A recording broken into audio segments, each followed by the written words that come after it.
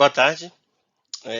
Nós vamos para o trabalho prático número 4, né, que é sobre motor síncrono, da disciplina de máquinas elétricas, professora Úrsula do Carmo, e eu sou o aluno Fernando Almeida Araújo. Eu vou estar aqui apresentando aqui essa prática que a gente fez no laboratório, né, e os resultados que chegamos aqui e as conclusões. Bom, o objetivo dessa prática é falar sobre as máquinas síncronas, né? Os métodos de partida e o levantamento da curva V. O objetivo da prática é identificar as particularidades de uma máquina funcionando como motor, identificar os métodos de partidas de um motor síncrono e levantar a curva V de uma máquina síncrona.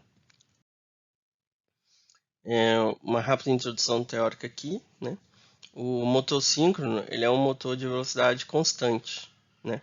Então, por isso o nome síncrono, né? Então, ele está sincronizado com a rede, né? A velocidade. E o princípio de funcionamento dele como motor, ele é baseado na interação do campo magnético do rotor, produzido pela corrente de excitação, com o campo magnético do estator, produzido pela corrente de armadura, né? Então, ele é um motor que ele não parte por si só, porque ele tem essas naturezas diferentes em CA e CC. E como elas não podem interagir, ele precisa do peteleco, do auxílio aí para partir, né? E aí com isso o motor 5 ele não tem um conjunto de partida e é necessário esses artifícios, né?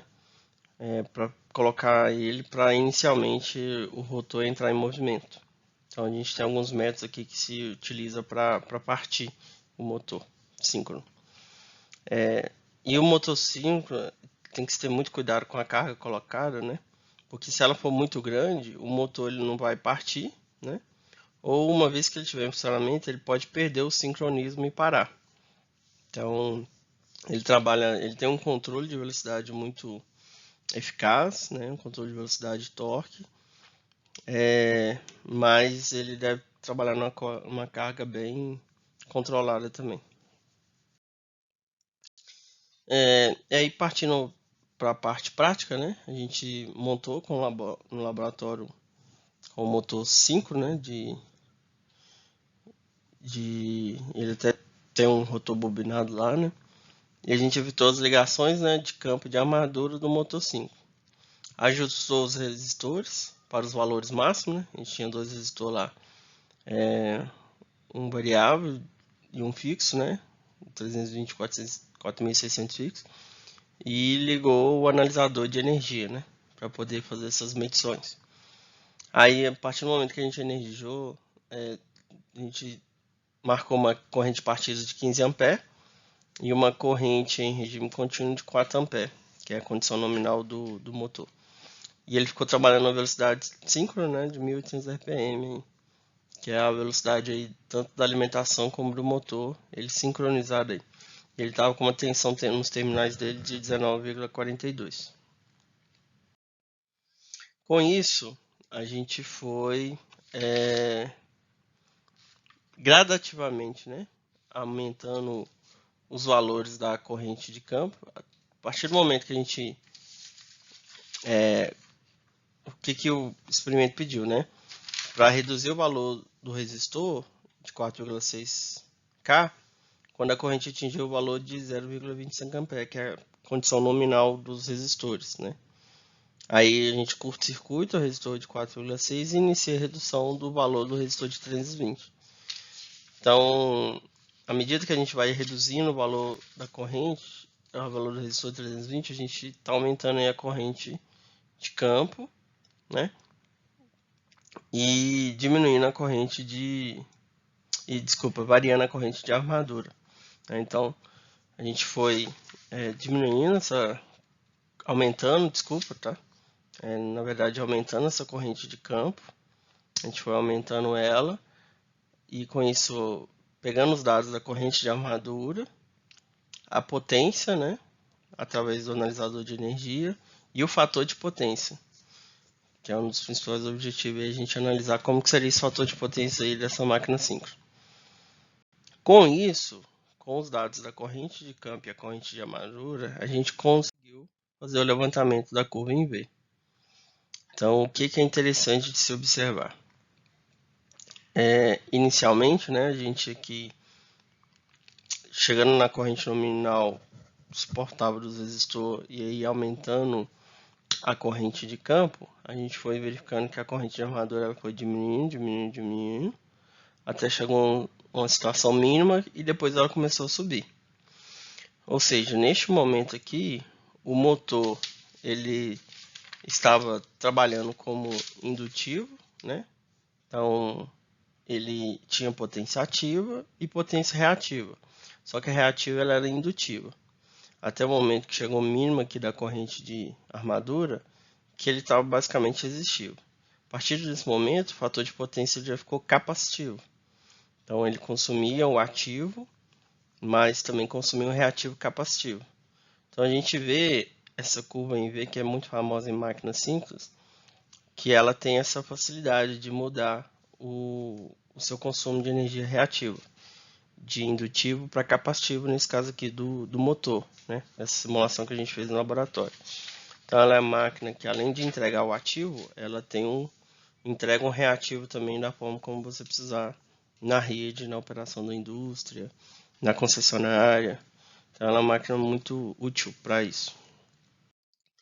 E aí, quais as conclusões que a gente chegou aqui sobre o gráfico, né? Então, a curva mostra que a relação entre a corrente campo e a corrente armadura é sem carga no eixo, né? Essas medições a gente fez com o motor vazio, né? Estava sem carga. E com a tensão terminal constante. Então, a gente estabilizou a tensão lá e não variou ela. E aí, pelos valores medidos, né? Até a corrente de 435 mA, o motor tem um comportamento indutivo. Na corrente de torno de 500 mA, ele ficou em equilíbrio, estava basicamente resistivo, né? E a partir da corrente de 635 mA, o motor já tinha as características capacitivas, né? Então, mostrando essa versatilidade dele com a potência reativa. E é importante saber que o motor, ele consumindo reativo indutivo, ele está subexcitado. Então, no começo ele estava subexcitado e depois ele passou a ficar superexcitado, porque nessa condição de superexcitado ele está capacitivo, né? Então, essa é a conclusão que eu cheguei relacionada à curva em V, né, deste motor que a gente simulou em laboratório, esse motor síncrono.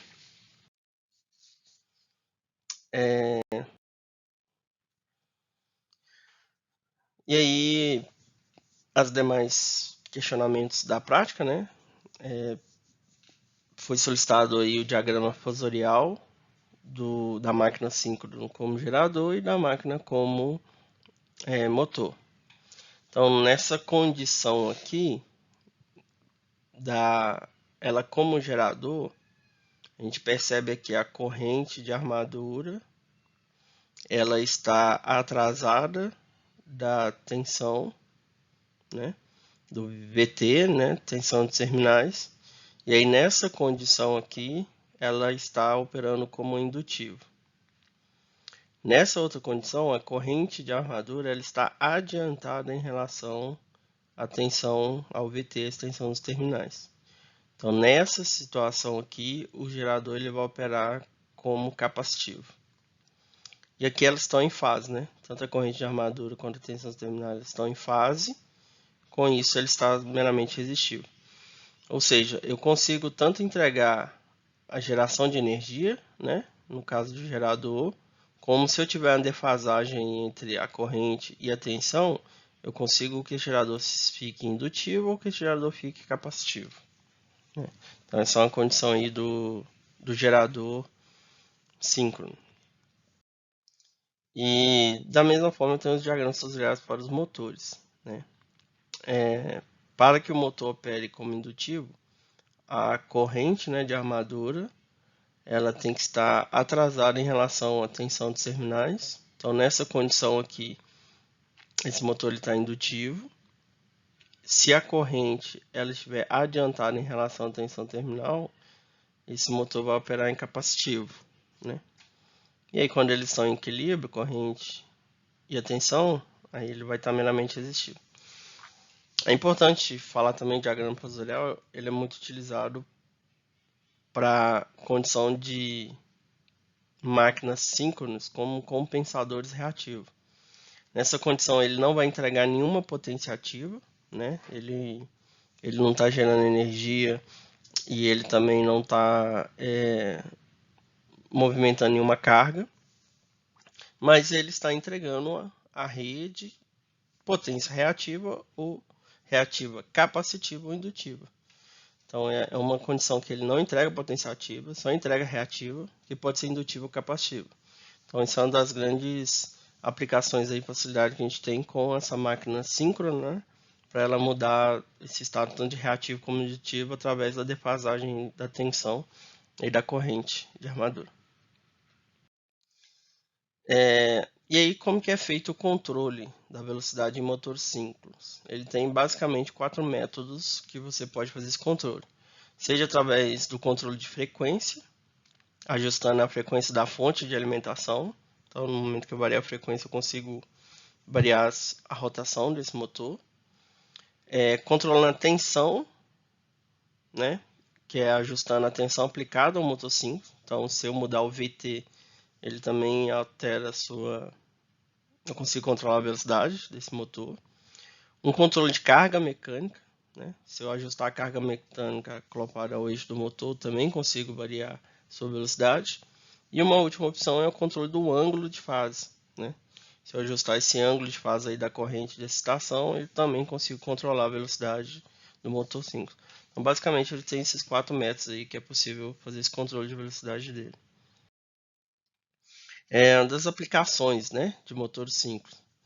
Das aplicações mais utilizadas, como eu disse, é como compensadores síncronos, principalmente em redes de concessionária, né, subestações aí, distribuidoras, transmissoras, para poder ajustar o fator de potência da rede. Então aí ele não entrega potência ativa, só reativa, através do controle de capacitivo ou indutivo, né? Então você consegue escolher aí qual condição que o motor, que o compensador vai trabalhar, entregando capacitivo ou indutivo para a rede, para poder ajustar o fator de potência do sistema como um todo. Ele é essa máquina síncrona é muito utilizada como geradores síncronos, né, para geração de energia, seja em turbinas eólicas, hidrelétricas e outros. Então, esse gerador síncrono ele é bastante utilizado também. Os motores síncronos são utilizados também na indústria, né, em equipamentos como compressores, bombas, ventiladores, máquinas de processamento, sistemas de transporte. Sistemas que precisam de um controle de velocidade muito preciso, esses motores síncronos são utilizados. E também são utilizados em locomotiva elétrica, veículos híbridos, veículos elétricos também, que eles têm essa precisão aí, né? E eles formam uma boa propulsão que esses equipamentos precisam. Então a gente pode ver aí que o motor síncrono ele tem bastante aplicação em diversos segmentos. E como que é a partida dos motores síncronos, né? A partida dele ele é um processo um pouco mais complexo que os motores assíncronos, porque ele precisa sincronizar com a rede, né? Então, devido a essa necessidade de sincronização aí, ele tem algumas peculiaridades, né, no momento da partida. E aí, quais artifícios que existem para poder partir? Como a gente falou lá no início, ele precisa daquele peteleco aí para ajudar ele a partir. Então, pode trabalhar com motor auxiliar, né? Utiliza um motor para acelerar o rotor até próximo da velocidade síncrona, e quando ele chega próximo da velocidade síncrona, ele já continua sozinho. Então, pode-se utilizar um motor auxiliar, pode-se utilizar um conversor de frequência. Então, o motor parte sincronamente a uma frequência variável e crescente. Depois, quando chegar perto da nominal, ele também já vai sozinho. E também, como a gente está vendo no laboratório, um enrolamento auxiliar, que ele utiliza aí enrolamentos de gaiola, construído em ranhuras nas sapatas polares. Ele ajuda a ter um certo residual ali que vai ajudar na partida aí, principalmente de geradores síncronos, né? Então tem essa opção também. Bom, então essa foi a prática de número 4, referente à máquina síncrona. Eu agradeço a todos aí pela atenção. Obrigado.